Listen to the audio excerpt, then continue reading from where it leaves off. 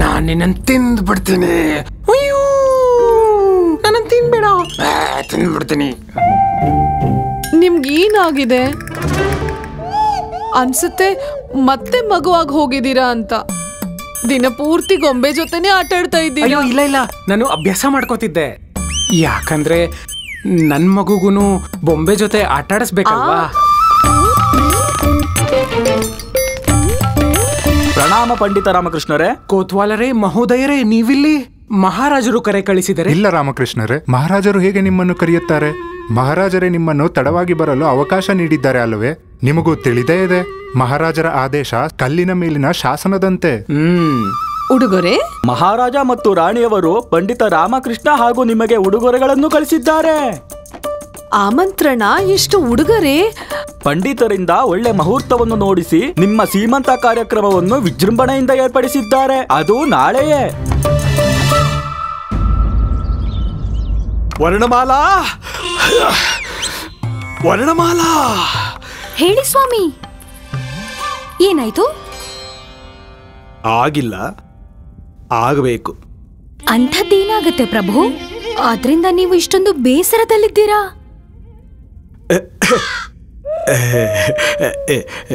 ಏನ್ ಹೇಳಿ ವರ್ಣಮಾಲಾ, ಅದು ಕಾಡಿನ ರಾಜ ಇರ್ತಾನಲ್ಲ, ಅವನು ಕಾಡಲ್ಲಿ ಬೇಟೆ ಆಡ್ತಾನೆ. ಅವನನ್ನ ಪಂಜರದಲ್ಲಿ ಹಾಕಿ ಬೇಟೆ ಆಡೋದನ್ನ ಬಿಟ್ಟು ಹುಲ್ ತಿನ್ನು ಅಂದ್ರೆ ಅವನ ಪರಿಸ್ಥಿತಿ ಏನಿರುತ್ತೋ ನಂದು ಅದೇ. ಆದ್ರೆ ಏನ್ ಮಾಡ್ಲಿ, ಪ್ರಯತ್ನ ಅಂತೂ ಮಾಡ್ಲೇಬೇಕು. ನಿಮ್ಮ ಮಾತುಗಳೇ ನನ್ಗೆ ಅರ್ಥ ಆಗೋದಿಲ್ಲ ಸ್ವಾಮಿ. ಅದನ್ನೆಲ್ಲ ಬಿಡಿ, ನೀವೀಗ ಇಡ್ಲಿಯನ್ನ ತಿನ್ನಿ. ಅಯ್ಯೋ ವರ್ಣಮಾಲಾ, ಅದಿರ್ಲಿ ಬಿಡು. ಅದಿವತ್ತು ಮಿಂಚು ಹೊಡೆಯುತ್ತೆ. ಮಿಂಚು? ಪ್ರಳಯ ಆಗತ್ತೆ. ಪ್ರಳಯನ? ಯಾವಾಗ, ಎಲ್ಲಿ, ಹೇಗೆ? ಇಲ್ಲೇ ನನ್ನ ಹೃದಯದಲ್ಲಿ. ಹಾ ಪ್ರಭು, ನಿಮ್ಮ ಶಕ್ತಿ ಅಪಾರ. ನೀವು ಪ್ರಳಯವನ್ನ ಹೃದಯದಲ್ಲಿ ಬಂಧಿಸಿದ್ದೀರಾ, ಈ ಜಗತ್ತನ್ನ ರಕ್ಷಿಸೋದಕ್ಕಾಗಿ? ಇಲ್ಲ ವರ್ಣಮಾಲಾ, ಮೊದಲು ನಮ್ಮನ್ನು ನಾವು ರಕ್ಷಣೆ ಮಾಡಿಕೊಳ್ಳಬೇಕು. ಬಾ, ಕುಳಿತುಕೋ. ಅಲ್ಲಲ್ಲ, ಆದರೆ ನನ್ನ ಸ್ಥಾನವಂತೂ ನಿಮ್ಮ ಪಾದಗಳಲ್ಲೇ ಸ್ವಾಮಿ. ಸ್ಥಾನ ಬದಲಿಸು. ಪಾದದ ಬಳಿ ಅಲ್ಲ, ಇಲ್ಲಿ ಹೃದಯದಲ್ಲಿ ಕುಳಿತುಕೋ. ಆದ್ರೆ ಸ್ವಾಮಿ, ನಿಮ್ಮ ಹೃದಯದಲ್ಲಂತೂ ಪ್ರಳಯ ಇದೆ. ಹೌದು ಇದೆ, ಪ್ರಳಯ ಇದೆ. ನಾವಿಬ್ಬರೂ ಸೇರಿ ಪ್ರಳಯವನ್ನು ಗೆಲ್ಲೋಣ. ಪ್ರಳಯದೊಂದಿಗೆ ಅಪ್ಪಳಿಸಲಿ, ಆಗಲೇ ಶಾಂತಿ ಸಿಗುವುದು. ಅದು ವಜ್ರದಿಂದಲೇ ಕತ್ತರಿಸುವುದು. ನಾವೀಗ ಏನು ಮಾಡಬೇಕು ಸ್ವಾಮಿ? ನಾವು ಪ್ರೇಮಾಲಾಪ ಮಾಡೋಣ. ಯಾಕಿಲ್ಲ ಪ್ರಭು, ನಾವೀಗ ಈಶ್ವರನ ಭಜನೆ ಮಾಡೋಣ, ಪೂಜೆ ಮಾಡೋಣ, ಕೀರ್ತನೆ ಹಾಡೋಣ. ನಾವು ಹೀಗೆ ಮಾಡಿ ಈಶ್ವರನ ಮೇಲಿರುವ ಪ್ರೀತಿಯನ್ನು ಅವನಿಗೆ ಅರ್ಪಿಸಿಕೊಳ್ಳೋಣ. ವರ್ಣಮಾಲಾ, ಈಶ್ವರನಿಗೆ ವಿಶ್ರಾಂತಿ ನೀಡೋಣ. ನನಗಾಗಿ ನಿನ್ನ ಪ್ರೇಮವನ್ನು ಅರ್ಪಿಸು. ಆಗಲಿ ಪ್ರಭು, ನಾನೀಗಲೇ ಹೋಗಿ ಆರತಿ ತರುತ್ತೇನೆ. ಅಯ್ಯೋ ವರ್ಣಮಾಲಾ, ನಿಲ್ಲು ನಿಲ್ಲು ನಿಲ್ಲು ನಿಲ್ಲು ನಿಲ್ಲು. ಆ ಪ್ರೇಮದ ಬಗ್ಗೆ ಮಾತನಾಡೋಣ. ಯಾವುದರಿಂದ ನಮ್ಮಿಬ್ಬರ ಮಧ್ಯೆ ಮೂರನೆಯವರು ಬರುತ್ತಾರೋ ಅದು. ತಿಳಿಯಿತು. ನೀವು ಏನು ಯೋಚಿಸುತ್ತಿದ್ದೀರೆಂದು? ವರ್ಣಮಾಲಾ, ಇದು ಯೋಚಿಸುವ ಸಮಯವಲ್ಲ, ಮಿಲನದ ಸಮಯ. ಬಾ ಬಾ, ಇಂದು ನನ್ನ ಬಾಹುಗಳಲ್ಲಿ ಬಂದಿಯಾಗು. ಬಾ ಬಾ ಬಾ ಬಾ ಬಾ.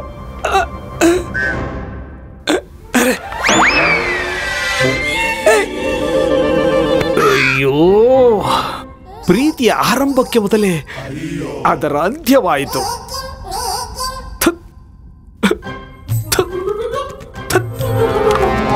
ಸೀಮಂತನ? ಯಾರ್ ಸೀಮಂತ ಆಗ್ತಾ ಇದೆ? ಮಹಾರಾಣಿ ಚಿನ್ನಾದೇವಿ ಅವ್ರದಾ ಇಲ್ಲ ಮಹಾರಾಣಿ ತಿರುಮಲಾಂಬ ಅವ್ರದಾ? ಆದರೆ ನನಗೆ ತಿಳಿಸಿರುವ ಪ್ರಕಾರ ಶಾರದಾದೇವಿ ಅವರೇ ಸೀಮಂತ ನಿಮ್ಮದಲ್ವೇ? ಅದಕ್ಕಾಗಿ ಉಡುಗೊರೆ ನಿಮ್ಮ ಮನೆಗೆ ಬಂದಿರುವುದು. ನನ್ನ ಸೀಮಂತ? ಇಲ್ಲ ಇಲ್ಲ, ಇದು ತಪ್ಪು. ಇದು ಸರಿಯಲ್ಲ. ನನಗೆ 9 ಮಕ್ಕಳಾದರೂ ಮಹಾರಾಜರಿಂದ ಒಂದು ಉಡುಗೊರೆಯೂ ಸಿಗಲಿಲ್ಲ. ಇಷ್ಟೆಲ್ಲ ಉಡುಗೊರೆ, ಇದೆಲ್ಲ ಉಡುಗೊರೆ ನಮ್ಗಾಗಿ ಕಳ್ಸಿದಾರಾ? ಆದ್ರೆ ನಮ್ಗೆ ಇಲ್ಲಿ ನೋಡಿ, ನಿಮಗೆ ಈ ಉಡುಗೊರೆ ಜಾಸ್ತಿ ಅನಿಸಿದರೆ ಅದರಲ್ಲಿ ಸ್ವಲ್ಪ ಭಾಗ ನಮಗೂ ನೀಡಿ. ಅದರಿಂದ ನನ್ನ ಹೆಂಡತಿಗೂ ಖುಷಿಯಾಗಬಹುದು. ಇದರಿಂದ ಸ್ವಲ್ಪ ಸಮಯ ಜಗಳವೂ ನಿಲ್ಲಬಹುದು. ಸರಿ ಸರಿ, ತಗೊಂಡು ಹೋಗಿ. ಆದ್ರೆ ಕೋತ್ವಾಲ್ ಅವರೇ, ಯಾವ ಸ್ತ್ರೀಯ ಹೃದಯ ವಿಶಾಲವಾಗಿರುತ್ತದೆಯೋ ಅವರು ಒಳ್ಳೆ ತಾಯಿಯಾಗಲು ಸಾಧ್ಯ. ನಿಮ್ಮಲ್ಲಿ ಒಳ್ಳೆ ತಾಯಿಯಾಗುವ ಎಲ್ಲ ಗುಣಗಳೂ ಇವೆ. ಅಲ್ಲಿಡಿ. ಅಲ್ಲಿಡ್ರಪ್ಪ. ನಾವಿನ್ನು ಬರ್ತೇವೆ ಶಾರದಾ. ನಮಸ್ಕಾರ. ಬರ್ತೇವೆ, ಬನ್ನಿ.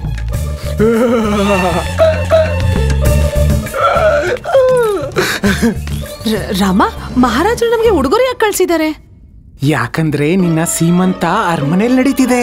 ಉಡುಗೊರೆ ಅಲ್ಲಿಂದಲೇ ಬರುವುದಲ್ಲ. ನಮ್ ಸೀಮಂತ ಆಗಕ್ ಹೇಗ್ ಸಾಧ್ಯ? ನಿಂದ ಅತಿ ಆಯ್ತು ಶಾರದಾ, ಸಾಕು. ಪರ್ದೆ ಎಳೆದ್ಮೇಲೆ ಇನ್ನು ನೀನು ಹೆಚ್ಚು ನಟಿಸೋಕ್ಕಾಗಲ್ಲ. ಪರ್ದೆ ಎಳಿಬೇಡಿ, ಎತ್ಕೊಳ್ಳಿ. ಈ ರಹಸ್ಯದಿಂದ ಪರ್ದೆನ ತೆಗೀರಿ. ಏನ್ ನಡೀತಾ ಇದೆ? ಓಹೋ, ನಿನ್ನ ಬಾಯಿಂದಂತೂ ನೀನ್ ಏನು ಹೇಳೋದಿಲ್ಲ, ನಾನೇ ಹೇಳ್ತೀನಿ. ನೀನು ಗರ್ಭವತಿ ಆಗಿರೋದ್ರಿಂದ ಸೀಮಂತ ಆಗ್ಲೇಬೇಕಲ್ವಾ? ನಾವು ಗರ್ಭಿಣಿ, ಆದ್ರೆ ಅದು ನಮ್ಗೆ ಗೊತ್ತಿಲ್ಲ. ರಾಮ, ನಾನು ಶಾರದಾ. ಬೇರೆಯವ್ರ ವಿಷಯನೇ ನನ್ನ ಹೊಟ್ಟೆಲ್ ನಿಲ್ಲಲ್ಲ.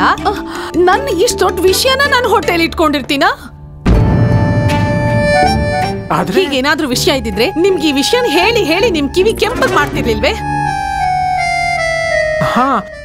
ಅದು ನಿಜ. ಅಮ್ಮ ಹೇಳ್ತಿದ್ರು ವರಲಕ್ಷ್ಮಿ ಬಂದಾಗ. ವರಲಕ್ಷ್ಮಿ ಬಂದಿದ್ಲು ನನಗೆ ಈ ವಿಷಯ ಹೇಳೋದಕ್ಕೆ. ಅದು ಅವಳು ಗರ್ಭವತಿ. ಅಮ್ಮ ಈ ಮಾತು ಕೇಳಿಸ್ಕೊಂಡ್ರು. ಅಮ್ಮಂಗ ಅನಿಸ್ತು ನಾನ್ ಗರ್ಭವತಿ ಇದ್ದೀನಿ ಅಂತ. ಅಯ್ಯೋ ದೇವ್ರೇ, ಎಷ್ಟು ದೊಡ್ಡ ತಪ್ಪಾಗಿ ಹೋಗಿದೆ.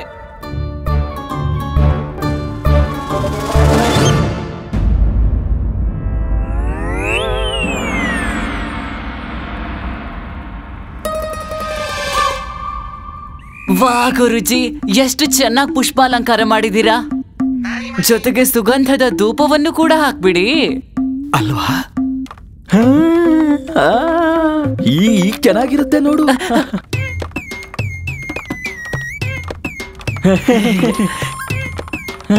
ತಗೊಳ್ಳಿ ಗುರೂಜಿ, ಸುಗಂಧ ದ್ರವ್ಯ. ಇದನ್ನ ಹಚ್ಕೊಳ್ಳಿ. ಇದನ್ನ ಹಚ್ಕೊಂಡ್ರೆ ನಿಮ್ಮ ಹತ್ರ ಬರಕ್ಕೆ ಯಾರು ಸಂಕೋಚ ಪಡ್ಕೊಳ್ಳೋದಿಲ್ಲ.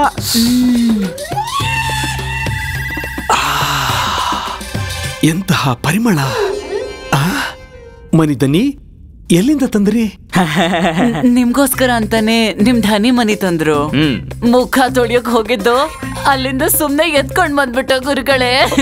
ಒಳ್ಳೆ ಕೆಲಸ ಮಾಡ್ತೀನಿ. ಗುರೂಜಿ, ಸೌದಾಮಿನಿ ದೇವಿ, ಸೌದಾಮಿನಿ ಅವರು ಸುಗಂಧ ದ್ರವ್ಯ ಹಾಕಿದಾಗ ನೀವು ಹೇಗೆ ಅವರು? ಸುಮ್ನೆ ಇರು, ಎಲ್ಲ ನೆನಪಿದೆ. ಹೋಗಿ ಹೋಗಿ ಹೋಗಿ, ವರ್ಣಮಾಲಾ ಬರ್ತಾ ಇದ್ದಾಳೆ.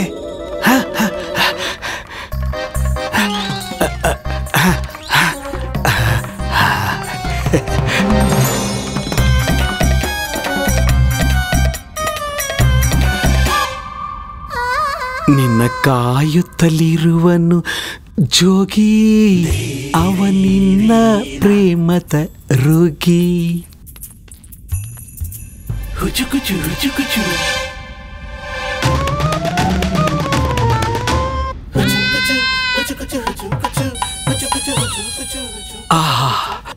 ಮಾತೇ ಇಲ್ಲದೆ ಪ್ರೇಮದ ಭಾಷೆಯನ್ನು ಅರ್ಥ ಮಾಡಿಕೊಂಡಿಯಲ್ಲ ಪ್ರಿಯೇ. ಹಾ ಸ್ವಾಮಿ.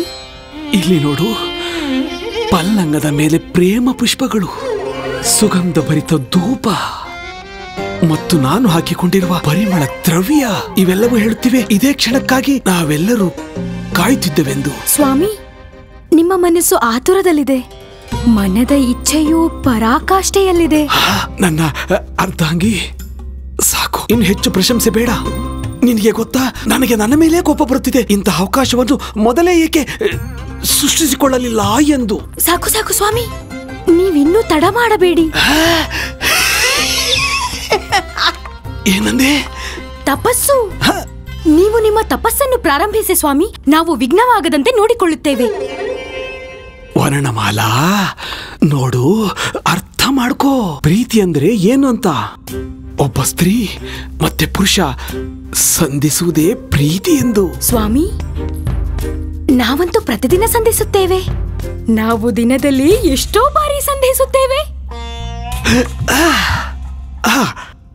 ತಪ್ಪೆಲ್ಲ ನಂದೆ. ನಾನು ನಿನಗೆ ಕಲಿಸಲೇ ಇಲ್ಲ ಮಿಲನವೆಂದರೆ ಏನೆಂದು. ನೀನು ಹೇಗೆ ಕಲಿಯುವೆ?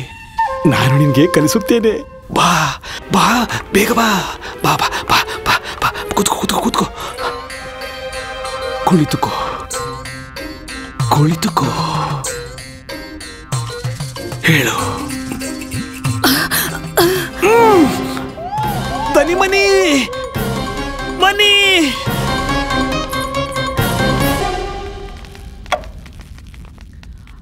ಅಮ್ಮ, ಇದೆಲ್ಲ ಅರಮನೆ ಉಡುಗೊರೆ ಅನ್ನಿಸ್ತಾ ಇದೆ. ಕೊನೆಗೆ ನಿನ್ ರಹಸ್ಯ ಎಲ್ಲ ಗೊತ್ತಾಗೋಯ್ತು. ಈ ಮನೆಯಲ್ಲಿ ಒಂದು ಪುಟ್ಟ ಅತಿಥಿ ಬರ್ತಾ ಇದ್ದಾನೆ. ನೀನು ಗರ್ಭವತಿಯಾಗಿ ನನ್ನ ಅಜ್ಜಿ, ರಾಮನ ತಂದೆ ಮತ್ತೆ ನನ್ನ ಚಿತ್ತಪ್ಪ ಮಾತಾ ಇದೀಯಾ? ಅಮ್ಮ, ಇಷ್ಟೊಂದು ಲಾಡು ಇದು ಯಾರು ಮುಟ್ಟೋ ಹಾಗಿಲ್ಲ. ಇದನ್ನ ನಾನು ತಿನ್ನೋದಿಲ್ಲ. ಇದನ್ನ ಶಾರದಾ ಮಾತ್ರ ತಿನ್ಬೇಕು.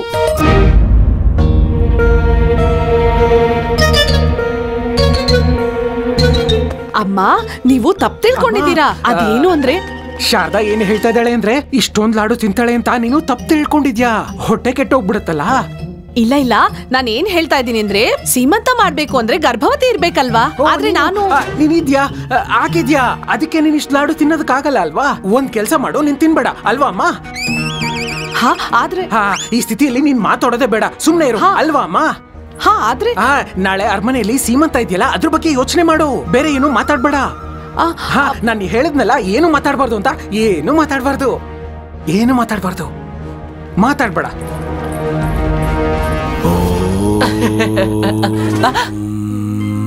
ಪ್ರಭು, ಭಕ್ತರಿಗೆ ತಿಳಿಸಿ ನೀವು ಮಾಡುತ್ತಿರುವುದಾದರೂ ಏನೆಂದು. ಯಾವ ಕಾರ್ಯವು ಮಾಡಲು ಕಠಿಣವಾಗುತ್ತದೋ ಆ ಕಾರ್ಯವನ್ನು ಶಿವನಿಗೇ ಬಿಟ್ಟುಬಿಡಿ ನನ್ನ ಪ್ರಿಯ ಶಿಷ್ಯರೇ. ಜಪ ಮಾಡುವುದರಿಂದ ನೀವು ಅಪ್ಪ ಆಗುವುದಿಲ್ಲ ಗುರುಗಳೇ. ಗುರುಗಳೇ, ತುಂಬಾ ಮುಖ್ಯವಾದ ವಿಚಾರ ಹೇಳ್ತೀನಿ, ಗಮನ ಇಟ್ಟು ಕೇಳಿ. ಯಾವಾಗೊಬ್ಬ ಗುರು ಶಿಷ್ಯರಿಗೆ ಏನಾದ್ರೂ ಹೇಳ್ತಾರೋ ಅದರ ಹಿಂದೆ ಗುರುಗಳ ವ್ಯಕ್ತಿಗತ ಅನುಭವವೇ ಅಡಗಿರುತ್ತೆ. ಆದ್ರೆ ಯಾವಾಗ ಶಿಷ್ಯ ಗುರುಗಳಿಗೆ ಏನಾದ್ರೂ ಹೇಳ್ತಾರೆ ಅಂದ್ರೆ ಅದರ ಹಿಂದೆ ವಿಶ್ವದ ಸಂಪೂರ್ಣ ಜ್ಞಾನ, ವಿಶ್ವದ ಸಂಪೂರ್ಣ ಅನುಭವನೇ ಅಡಗಿರುತ್ತೆ ಗುರುಗಳೇ. ಸತ್ಯವನ್ನ ಹೇಳ್ದೆ. ಜಪ ಮಾಡಿ ಇಲ್ಲಿವರೆಗೂ ಯಾರು ಬೆಳೆ ಬೆಳೆದಿಲ್ಲ, ಯಾರು ಅಪ್ಪ ಆಗಿಲ್ಲ, ಯಾರಿಗೂ ಸಂತಾನ ಕೂಡ ಆಗಿಲ್ಲ. ನಿಮಗೆ ಅಪ್ಪ ಆಗುವ ಇಚ್ಛೆ ಇದ್ದರೆ ನೀವು ಗುರು ಮಾತಾರನ್ನು ಪ್ರೀತಿಸಬೇಕು ಹಾಗೂ ಅಸಂಭವವನ್ನು ಸಂಭವ ಮಾಡಬೇಕು. ಆಮೇಲೆ ನೋಡಿ ಆಗುವ ಚಮತ್ಕಾರ. ನೋಡ್ತಾ ಇರಿ, ಇನ್ಮೇಲೆ ಎಂತಹ ಪ್ರೇಮ ಪ್ರಾಣ ಬಿಡ್ತೀನಿ ಅಂದರೆ ಅದರ ಪರಿಣಾಮವಾಗಿ ವರ್ಣಮಾಲಾ ನನ್ನ ಬಾಹುಬಂಧಗಳನ್ನು ಬಿಟ್ಟು ಮತ್ತೆಲ್ಲಿಯೂ ಹೋಗಲೇಬಾರದು. ನಾನು ತಂದೆ ಆಗಿಯೇ ಆಗುತ್ತೇನೆ. ನಾನು ತಂದೆ ಆಗೇ ಆಗ್ತೀನಿ.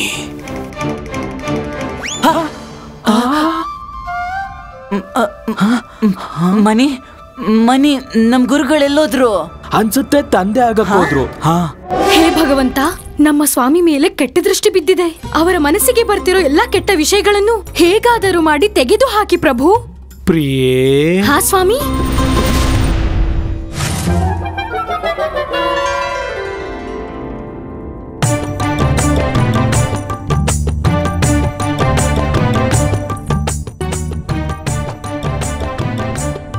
ಅಯ್ಯೋ ದೇವರೇ, ಮೊದಲವರು ವಿಚಾರ ಮಾತ್ರ ಬದಲಿಸಿದ್ದರು, ಆದರೆ ಈಗ ವೇಷವನ್ನು ಕೂಡ.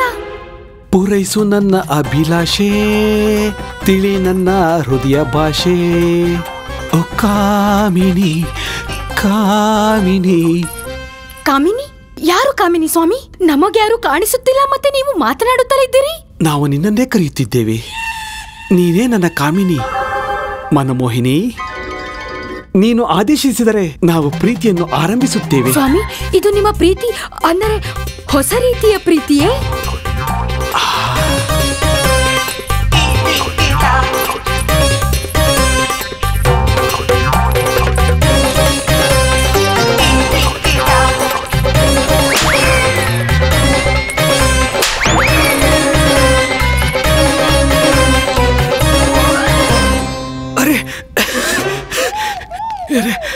ಏನಾಯ್ತು ಇವಳಿಗೆ? ದನಿಮನಿ ಗುರುಗಳೇ ಇಲ್ಲಿ ನೋಡಿ.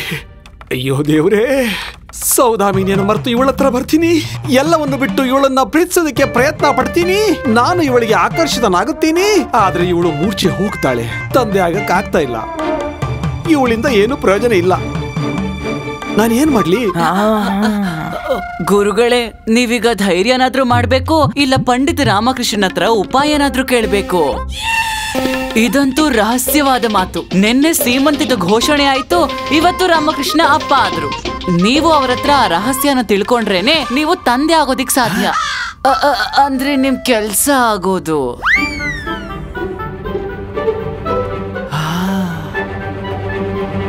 ಅಬ್ಬಾ, ನನ್ನ ಪ್ರಿಯ ಶಿಷ್ಯರೇ, ಈ ರೀತಿಯ ಗುರುದಕ್ಷಿಣೆಯನ್ನು ಆಗಾಗ ನನಗೆ ಕೊಡ್ತಾನೇ ಇರಿ. ಇಲ್ಲಿ ಬನ್ನಿ. ಗುರುಗಳೇನಾದ್ರು ಕೊಡ್ತಾರೆ ಅನ್ಸುತ್ತೆ. ಮೊದಲೇ ಹೇಳಲಿಕ್ಕಾಗಲಿಲ್ಲವೇ? ನನ್ನ ಸಮಯವನ್ನೆಲ್ಲ ವ್ಯರ್ಥ ಮಾಡಿದ್ರಿ, ಅದು ಈ ವರ್ಣಮಾಲಗೋಸ್ಕರ. ಸೌದಾಮಿನಿ, ರಾಮ, ವಿಜಯನಗರದಲ್ಲೆಲ್ಲ ಪ್ರಚಾರ ಮಾಡೋಕ್ಕೂ ಮುಂಚೆ ನನ್ನೊಂದ್ ಮಾತು ಕೇಳ್ಬೇಕಿತ್ತು ತಾನೇ. ಎಷ್ಟು ದೊಡ್ಡ ತಪ್ಪು ಮಾಡ್ಬಿಟ್ಟೆ. ವಾ, ನನ್ ತಪ್ಪು ಕಾಣಿಸ್ತಾ ಇದೆ, ನಿನ್ ತಪ್ಪು ನಿನಗೆ ಕಾಣಿಸ್ತಿಲ್ಲ ಅಲ್ವಾ? ಹೇಳು, ಮಾವಿನಕಾಯಿ ಯಾರು ತಿಂದಿದ್ದು? ನಾನು. ಹುಣ್ಸೆಕಾಯಿ ಯಾರು ತಿಂದಿದ್ದು? ನಾನೇ. ಓ, ವರಲಕ್ಷ್ಮಿ ಜೊತೆ ಯಾರು ಮಾತಾಡಿದ್ದು? ನಾನೇ ಮಾತಾಡ್ತಾ ಇದ್ದಿದ್ದು. ಇಷ್ಟೆಲ್ಲ ನೋಡಿದ್ಮೇಲೆ ನಾನೇನು ದೆವ್ವಕ್ಕೂ ಗೊತ್ತಾಗುತ್ತೆ ನೀನು ಗರ್ಭಿಣಿ ಅಂತ. ತಪ್ಪುಗಳನ್ನೆಲ್ಲ ನನ್ ಮೇಲೆ ಹಾಕ್ಬಿಟ್ಟು ಇಲ್ಲಿ ನಿರಪರಾಧಿಯಾಗಿ ನಿಂತಿದ್ಯಾ, ಅದು ನೀನು ಗರ್ಭಿಣಿ ಅಲ್ಲ ಅಂತ. ಅಮ್ಮ ಸರಿಯಾಗಿ ಹೇಳ್ತಾರೆ, ತಪ್ಪು ನಡಿಬೇಕಾದ್ರೆ ನೀನ್ ಸುಮ್ನೆ ಇರ್ತೀಯ, ಆದ್ರೆ ಎಲ್ಲ ಆಗ ಹೋದ್ಮೇಲೆ ದೋಷ ಹುಡುಕಿ ಬುದ್ಧಿವಂತಿಕೆನ ತೋರಿಸ್ತೀಯ. ನಾನ್ ಕೇಳೋದಕ್ಕೆ ತುಂಬಾ ಪ್ರಯತ್ನ ಪಟ್ಟೆ, ಇದನ್ನೆಲ್ಲ ಕೇಳ್ಬೇಕು ಅಂತ ನಾನು ಸಭೆಗೂ ತಡವಾಗಿ ಹೋದೆ. ಅಮ್ಮ ಕುಣಿತಾ ಇರೋದನ್ನ ನೋಡಿ ನೀವು ಖುಷಿ ಪಟ್ರಿ, ಅದ್ರ ಬದಲು ನನ್ನನ್ನೇ ಸರಿಯಾಗಿ ಕೇಳಿದ್ರೆ ನಾನೇ ಹೇಳ್ತಿದ್ನಲ್ವಾ ನಾನ್ ಗರ್ಭವತಿ ಅಲ್ಲ ಅಂತ. ಶಿವ ಶಿವ ಶಿವ ಶಿವ ಶಿವ ಶಿವ. ಅಂದ್ರೆ ಶಾರದಾ ಗರ್ಭವತಿ ಅಲ್ಲವೇ? ಇದು ಸೀಮಂತ ಅಲ್ಲ, ಮೋಸದ ಬಲೆ. ಈ ಕುತಂತ್ರವೆಲ್ಲ ಪಂಡಿತ ರಾಮ ಕೃಷ್ಣನದು. ಬನ್ನಿ ಒಳಗಡೆ ಹೋಗಿ ಅಮ್ಮಂಗೆ ಎಲ್ಲಾ ವಿಷಯನೂ ಹೇಳೇ ಬಿಡೋಣ. ಅಮ್ಮಂಗೆ ಹೇಳಕ್ಕಾಗಲ್ಲ, ಖಂಡಿತ ಹೇಳಕ್ಕಾಗಲ್ಲ.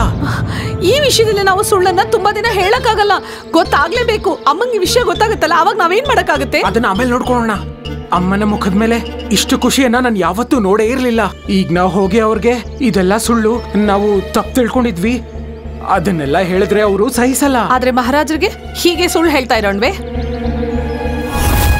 ಭಗವಂತ, ಒಂದು ಕಡೆ ಅಮ್ಮನ ಪ್ರೀತಿ, ಇನ್ನೊಂದು ಕಡೆ ಮಹಾರಾಜರ ವಿಶ್ವಾಸ.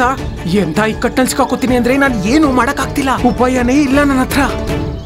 ರಾಮ, ಮೊದ್ಲು ಇದನ್ನ ಯೋಚನೆ ಮಾಡು, ಸೀಮಂತನ ಹೇಗ್ ನಿಲ್ಸೋದು? ಇಲ್ಲ ಇಲ್ಲ, ನಾವೇನು ನಿಲ್ಸಲ್ಲ, ನಿಲ್ಲಕ್ಕೂ ಬಿಡಲ್ಲ. ನಿಲ್ಸಿದ್ವಿ ಅಂದ್ರೆ ಅಮ್ಮಂಗ್ ತಿಳಿಯುತ್ತೆ. ಅಂದ್ರೆ ನಾವು ಸುಮ್ನೆ ಸೀಮಂತ ಮಾಡಿಸ್ಕೊಳ್ಳೋದಾ? ಅವಾಗ ನಿಮ್ ಮಾನ ಮರ್ಯಾದೆ ಚಿಂತೆ ಬೇಡ್ವಾ? ವಿಷಯ ಎಲ್ಲಾರ್ಗೂ ಗೊತ್ತಾದ ದಿನ ವಿಜಯನಗರ ಪೂರ್ತಿ ನಿಮ್ಮನ್ನ ದೊಡ್ಡ ಸುಳ್ಳುಗಾರ ಅನ್ಕೊಳ್ಳುತ್ತೆ. ನನ್ ಅರ್ಥ ಆಗ್ತಿದೆ ನೀನ್ ಏನ್ ಹೇಳ್ತಿದ್ಯಾ ಅಂತ. ಇದನ್ ಬಿಟ್ರೆ ನನ್ಗೆ ಬೇರೆ ಏನೋ ದಾರಿ ತೋಚ್ತಿಲ್ಲ. ಆಗೋದೆಲ್ಲ ಆಗ ಹೋಗಿದೆ, ಆದ್ರೆ ಅವ್ರಿಗೆ ಈ ವಿಷಯ ತಿಳಿಯೋದ್ ಬೇಡ. ಯಾರಿಗೆ? ವಿಜಯನಗರಕ್ಕೆಲ್ಲ ಒಬ್ರೇ ಇರೋದು, ಸುಳ್ಳುಗಾರ, ಕಪಟಿ, ಮೋಸಗಾರ ಅವ್ರೇ. ಅವ್ರಿಗೆ ಈ ವಿಷಯ ಗೊತ್ತಾದ್ರೆ ಅವ್ರು ನಿಮ್ಮನ್ನ ಸಭೆಗೆ ಹೋಗೋದನ್ನೇ ಉಚ್ಚಾಟನೆ ಮಾಡಿಸ್ಬಿಡ್ತಾರೆ. ಯಾರ ಬಗ್ಗೆ ಮಾತಾಡ್ತಿದ್ಯಾ? ತಾತಾಚಾರ್ಯ ಗುರುಗಳು. ಯಾರು? ಯಾರಿದ್ದೀರಾ? ಬನ್ನಿ.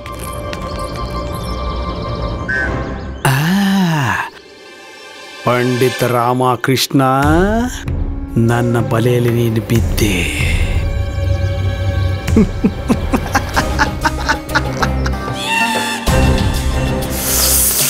ಪಂಡಿತ ರಾಮಕೃಷ್ಣ, ಈಗ ನಾವು ಮಾಡ್ತೀವಿ ನಿನಗೆ ಸೀಮಂತ ದರ್ಬಾರಲ್ಲಿ.